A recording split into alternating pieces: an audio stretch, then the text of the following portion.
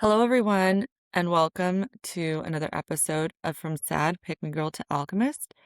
Today, I want to talk about a topic that is heavy on my mind, and that is navigating heartbreak and relationships in general. But I want to put an emphasis on heartbreak because it's something that is inevitable. It's a part of life. It's something that we can't avoid, especially if we're desiring partnership. And some of the things that I've had to move through over the past 3 years specifically, I always like to reference my post-divorce time because those were the moments where I realized that I was moving about in the way that was misaligned, that I was not navigating relationships in a way that I was ever going to be fulfilled. And the relationships that I had post-divorce were pivotal in forming who I am now. That's not to say that the relationships before my marriage were not significant. They were as well, but I was younger then. I didn't have the ability to self-reflect like I do now. And so I'm heavy on the post-divorce era, which side note, today I did see my college boyfriend. I ran into him while I was running on a trail, and I thought it was so funny because I'm all about universal signs, and that was a very healthy, wholesome relationship. I actually was probably the more toxic one in that relationship, and he was just a gem of a human being and so patient and so kind with me throughout the duration of our relationship. And eventually it ended because, we were in different stages of life. I went to grad school and he went off to law school. And so anyway, needless to say, clean break, universal nudge. I think it's just a sign that I was on the right path because that was a wholesome relationship. It was so good to see him for that brief moment. And I just love me some good universal signs. So anyway, with that, all that to say, I'm going to talk about heartbreak and relationships and navigating them because I always avoided heartbreak. I thought that the best way to go through it or to get over it was to just go on to somebody else, a distraction. And that's how I navigated relationships for the entirety of my life. I never wanted to sit with the loss of somebody, even if I was the one who had initiated that loss. And even after I initiated my divorce, I literally went on a date. I don't know what I initiated the divorce in October and I went on a date. I was talking to men already while I was still living with my ex-husband. And my first date must have been November. It was around Thanksgiving time, I believe.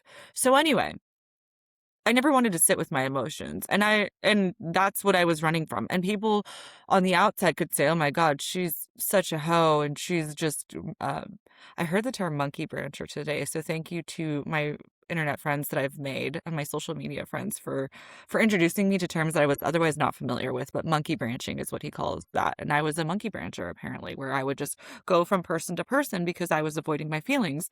And so he said his perception of it, it's funny to see things from a male's perspective. But his perspective was that women do this because they want to feel worthy. And they're like, look, I wasn't the problem. I found someone new. You're the problem. Whereas for me, it was always about me not wanting to sit with the loss. So I can't sit here and speak for everybody. I don't know what everyone's motive is, but I do know for me, it just felt uncomfortable to have to sit in that space where I was going to miss somebody.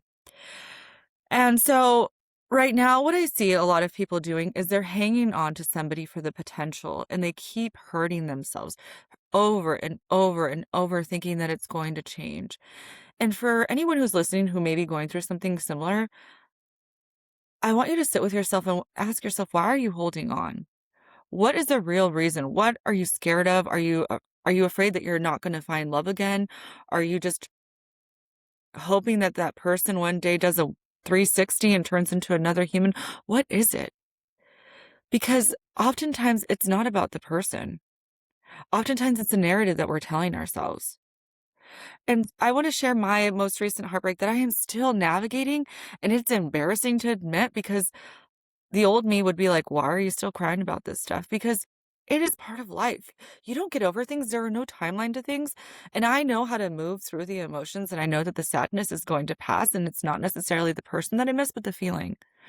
So you can't avoid heartbreak. You can't avoid the sadness. But that's the only way that you get to the better end is allowing yourself to feel those things. You have to allow yourself to feel those things. And yes, you're going to need support. Yes, you're going to need people to cry to.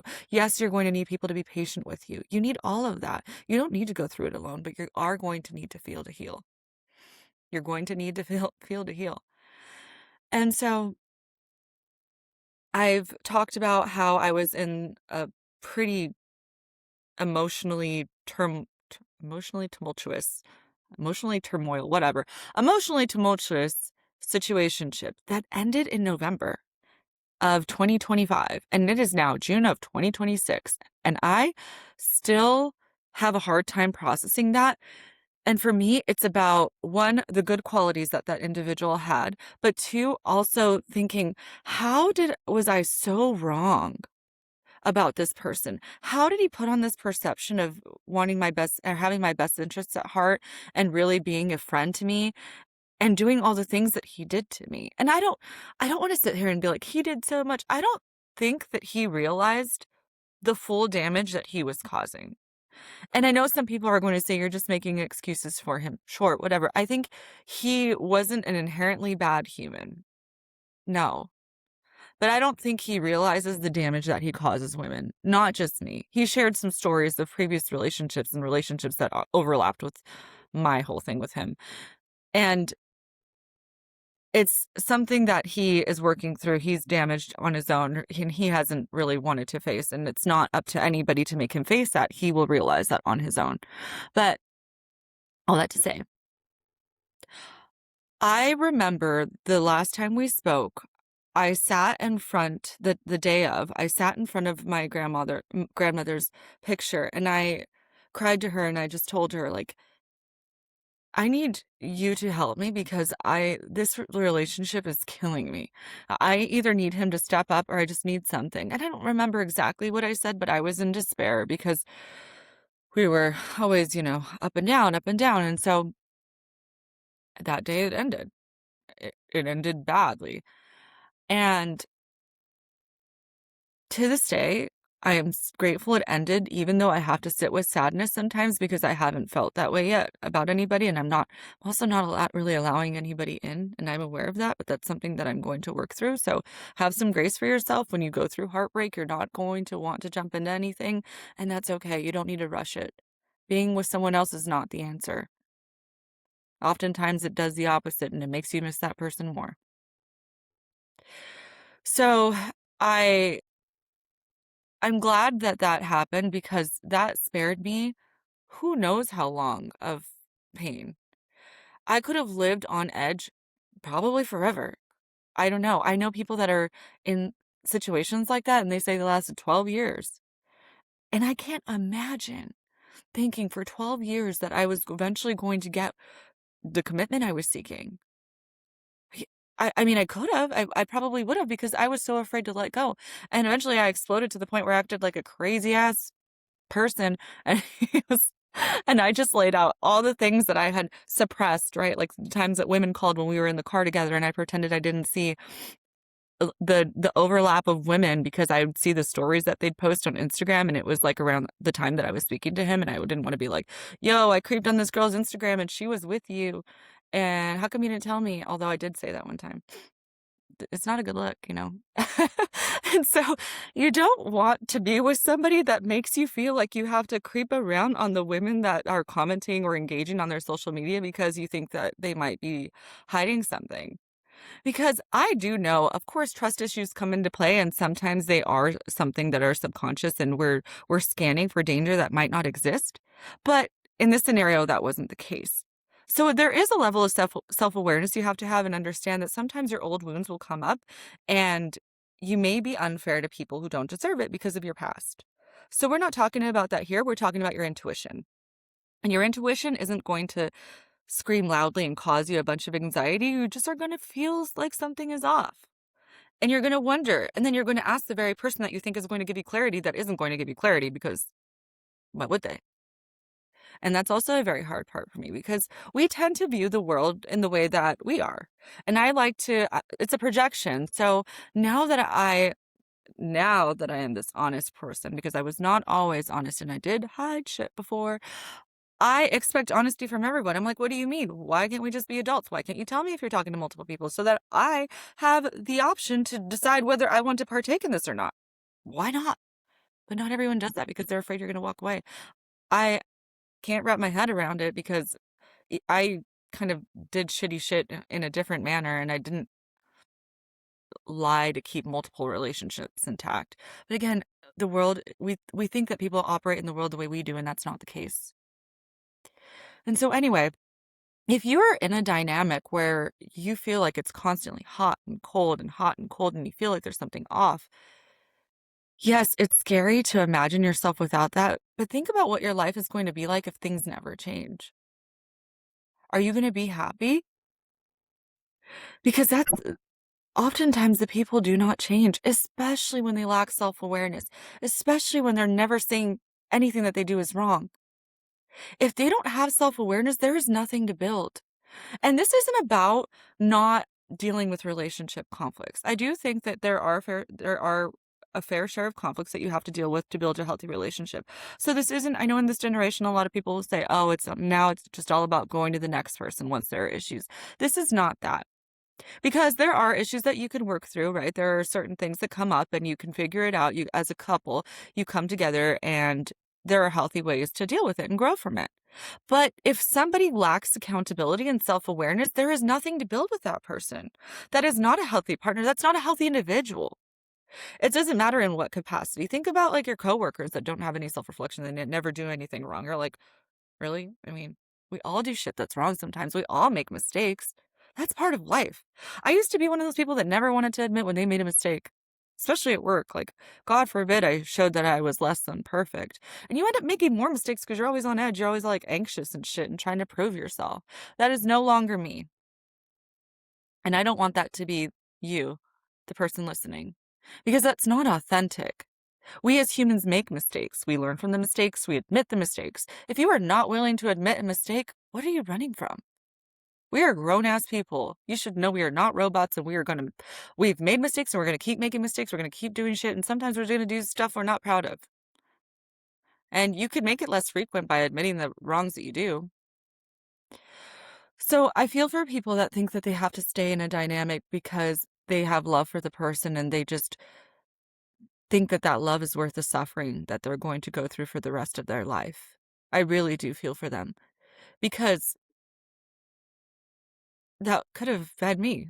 I could have sat in that relationship forever. I was completely faithful to somebody who hid me all the time, quite literally. And now I sit there and I sometimes think, oh, what if one day he turns around and treats somebody better? I hope he does, because no woman deserves that. No good woman with a kind heart deserves that. And I'm not saying I'm this like angelic being, but I'm saying anybody who's operating like I am, that's looking for true love, doesn't deserve to be treated like that, doesn't deserve to be lied to like that, doesn't deserve to be treated like an option like that. Give her the honesty at least. Tell her what you're doing so that she can understand and decide if she wants to play a role in it.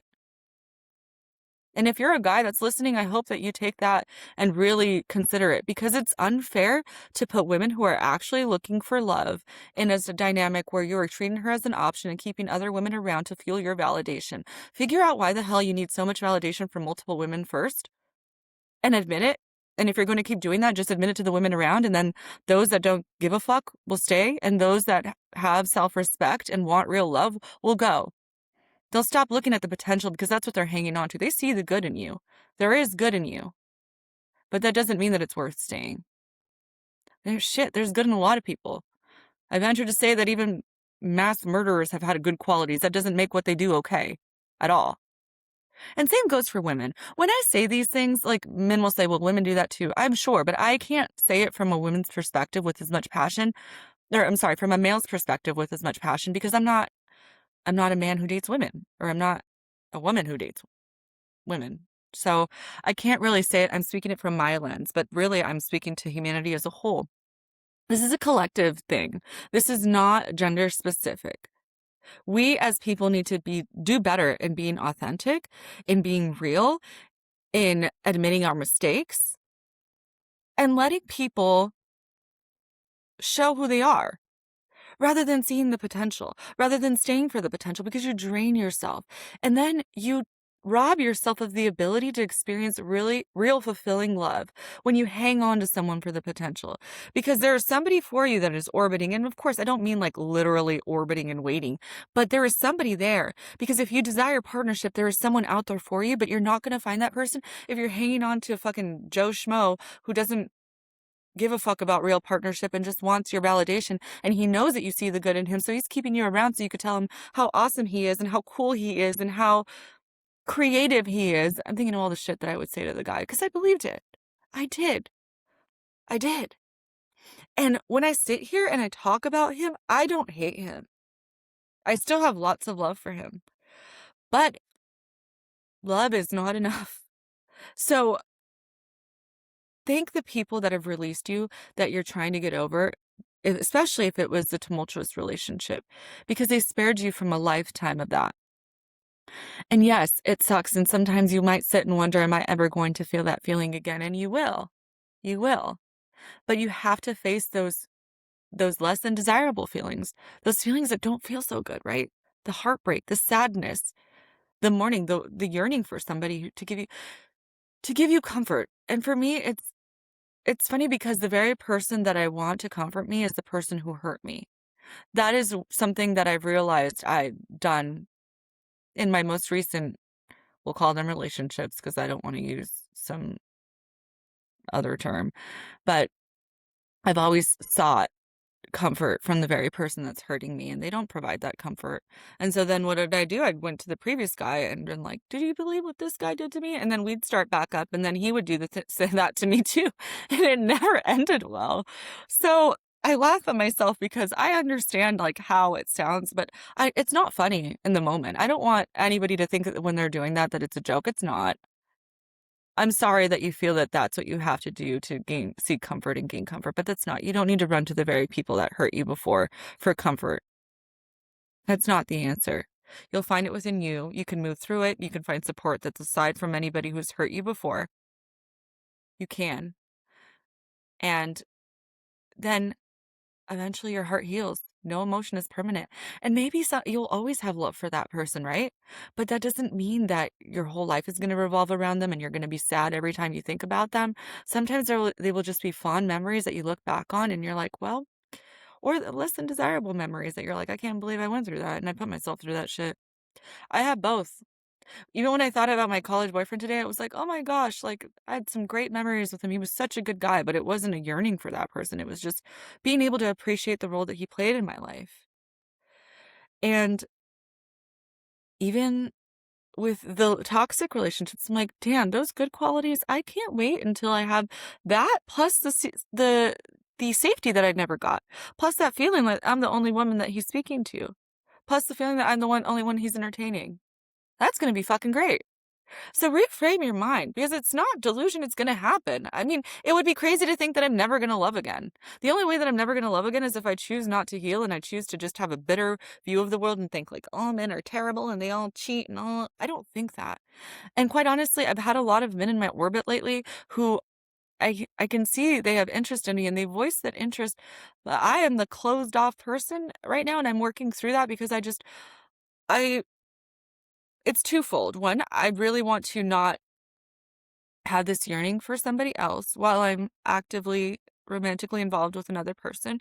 And two, I just recently learned to be alone. I just recently learned to be single. Like this is nice. Like I don't recognize myself. I'm like trying to pinch myself. Like, who is this person? Like you're not yearning for anything. Like I was super lustful and I'm not even lustful anymore. And I'm gonna get on a whole nother topic about that because people treat sex like it's just whatever, and I did too, and I used to always lead with it, and then I never had a foundation. So if you're building a relationship and strictly physical, the foundation is not built on a steady, or sorry, the structure is not built on a steady foundation, and it's just not a good space to start a relationship. But that's going off on a whole nother topic. Right now, we're talking about letting go of things, relationships that no longer serve you. Oftentimes we do it to avoid heartache, but it's a temporary heartache. Whereas if you hang on to something that's no longer for you, you're looking at who knows how long. You're going to live your entire life unfulfilled. And this doesn't just trickle into love. It's going to trickle into every aspect of your life because it's your energy. Your energy affects everything. It affects the jobs that you attract, the opportunities that you attract, the people that orbit you.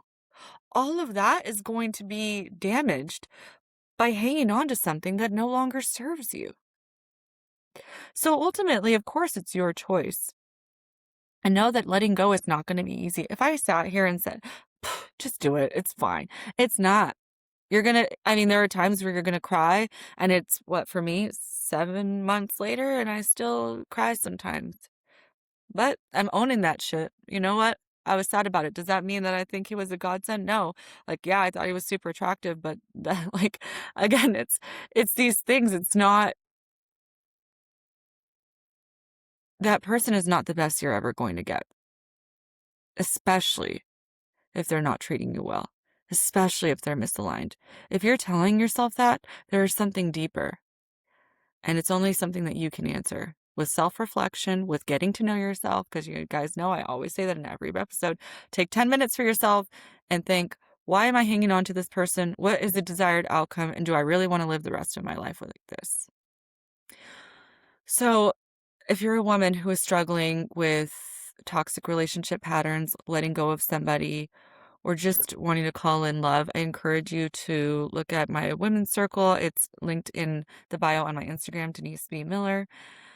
I want to thank you guys so much for listening and continuing to support me. The messages that I get of support just mean so much to me. I cannot express how much it means when someone sends me a message and says, "Hey, this episode was great," or "Hey, like I don't listen to podcasts, but your podcast was different." Like that, no, that honestly, I know I'm working against not needing validation, but when you put yourself out there and you hear positive feedback, it is just so encouraging because to me, this is something bigger than myself. This is about wanting to help the people like me that thought there was no hope, that they were going to continue to attract shitty relationship after shitty relationship. And I thought I was waiting for my knight in shining armor until I realized I'm that. It's me. And don't get me wrong, I love me some men, and I'm sure I'm going to find my partner or not find my partner. My partner and I will attract one another when the time is right. But right now, I'm so thankful that I'm in this space. So, again, thank you all for listening. If you enjoyed the show, please give it a positive review. Please share it with someone who might benefit from it. Thank you so much for listening, and I will see you guys next week.